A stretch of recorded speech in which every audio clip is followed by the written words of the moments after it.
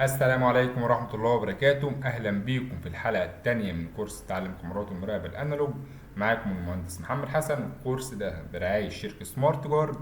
في الحلقتين اللي فاتوا احنا اتكلمنا عن أهمية أنظمة المراقبة والمكونات الأساسية لأي نظام.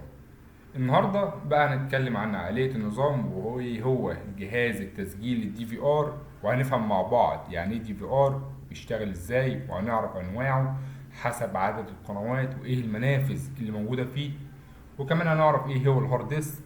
انا قسمت الحلقة دي الى 5 حل نقاط. النقطة الاولى يعني ايه دي في ار، النقطة التانية انواع اجهزة الدي في ار حسب عدد القنوات، النقطة التالتة المنافذ الأساسية في الدي في ار، النقطة الرابعة جودات كاميرات المراقبة الأنالوج السي سي تي في أنالوج. تمام. احنا طبعا نسينا في الحلقة اللي فاتت ان احنا نتكلم عن جودات كاميرات المراقبة. تمام، فانا ضفتها في الحلقة بتاعت النهاردة.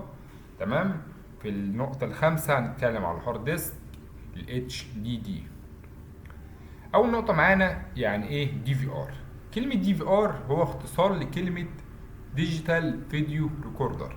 هو جهاز بيجمع إشارة الفيديو من الكاميرات، بيحولها لجهاز التسجيل اللي هو الدي في آر، يحولها لك لصورة مسجلة. تمام. الدي في آر بيختلف، عندنا أنواع كتيرة. تمام. زي مثلا احنا عندنا الدي في ار بيبدأ من 4 تشانل، 8 تشانل، 16 تشانل، 32 تشانل. طب يعني ايه تشانل؟ تشانل ده القناه بتاعه الكاميرا. يعني دلوقتي انا عندي الجهاز الاربعه تشانل او 4 بورت. بورت يعني منفذ، والتشانل يعني قناه، يعني المصطلحين واحد. تمام. انا دلوقتي عندي والله عايز اركب في محل، تمام، سيستم يعني 6 كاميرات. تمام. ايه المناسب بالنسبه لي؟ ايه اللي اقرب من الاجهزه اللي قدامي تنفع تشيل 6 كاميرات؟ طبعا الاربعه مش هيشيل معايا، ان هو اخره 4 كاميرات، ان هو بيشيل 4 كاميرات، فطبعا مش هيشيل معايا.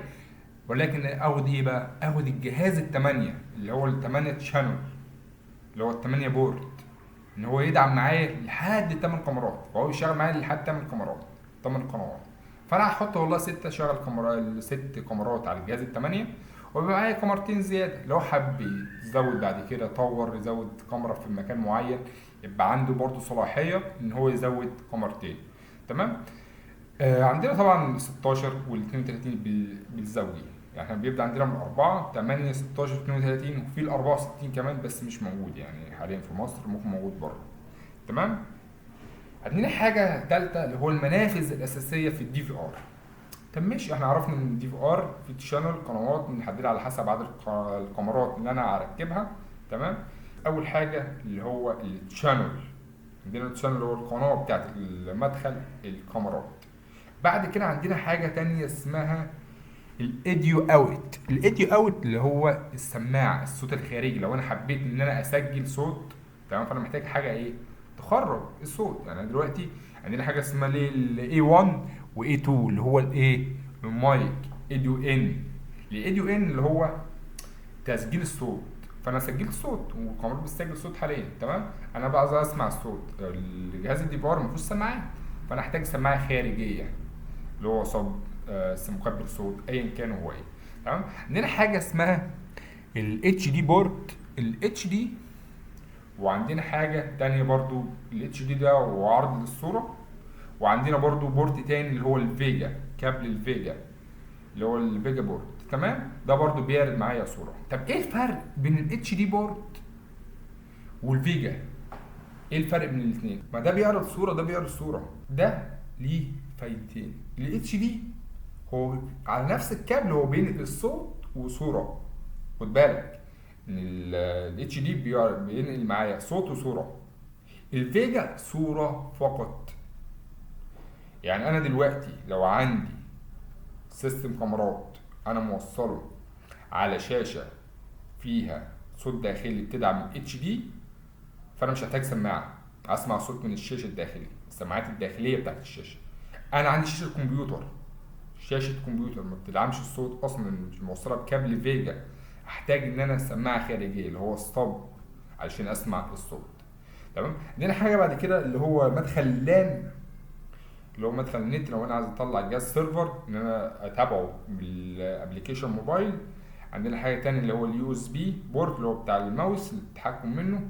عندنا حاجه بعد كده اللي هو البي تي زد اللي هو لونه اخضر، اللي هو البي تي زد بورت. تمام. اللي هو الكنترول بتاع البي تي زد. عندنا الكاميرات المتحركه طبعا انت عايز تتحكم فيها، تروح يمين شمال، ايه اللي هيتحكم فيها؟ اللي هو ايه؟ الروزيتا بتاعت البي تي زد كنترول. اللي جنبيها على طول اللي هو ايه؟ الدي سي 12 فولت، اللي هو مدخل التغذيه الكهربائيه للدي في ار، اللي هو ال 12 فولت. تمام. عندنا رابع نقطة اللي هو جودات كاميرات المراقبة الانالوج. تمام. عندنا الدي 1 و960 اتش والاتش 720 والفول اتش دي وال2 ميجا وال4 ميجا وال5 ميجا وال8 ميجا اللي هو ال4 كي. تمام. طبعا الدي 1 ده صيغة كاميرا قديمة جدا في البداية خالص، ده اللي كان بيقولوا عليها كاميرا انالوج، صورة يعني زي ما بنقولوا مثلا طشاش، ما بقتش موجودة منها حاليا يعني. تمام. طبعا احنا الكاميرات بدأت الجودات تعلى وتعلى وتعلى وتعلى لحد ما وصلت 8 ميجا زي ما احنا ايه موضح في الجدول. بعد كده خامس نقطة اللي هو الهارد ديسك الاتش دي دي. ايه هو الهارد ديسك؟ الهارد ديسك اختصار لكلمة هارد ديسك درايف اللي هو الاتش دي دي. تمام. زي ما موضح في الصورة، عندنا الجهاز ده شكل جهاز الدي في ار من جوه، مكون من بوردة وهارد ديسك. انا دلوقتي انا ظبطت الجهاز ووصلت الكاميرات وكل حاجة عشان يخزن تسجيل فيديو، يخزن وداتا بتقعد بالاسبوع والشهر والشهور. تمام. فانا محتاج ايه؟ هارد بمساحة معينة عشان يسجل معايا الوقت اللي انا محتاجه. جميل. جميل الكلام ده. فانا دلوقتي باخد الدي في ار بيجي لوحده والهارد بيجي لوحده، الاثنين ما بيجوش مع بعض. انت بتجيب ده لوحده وده لوحده وبتجمعه جواه. حلو. الهارد ديسك الاتش دي دي. تمام. عندنا طبعا السيجت والدبليو دي. تمام.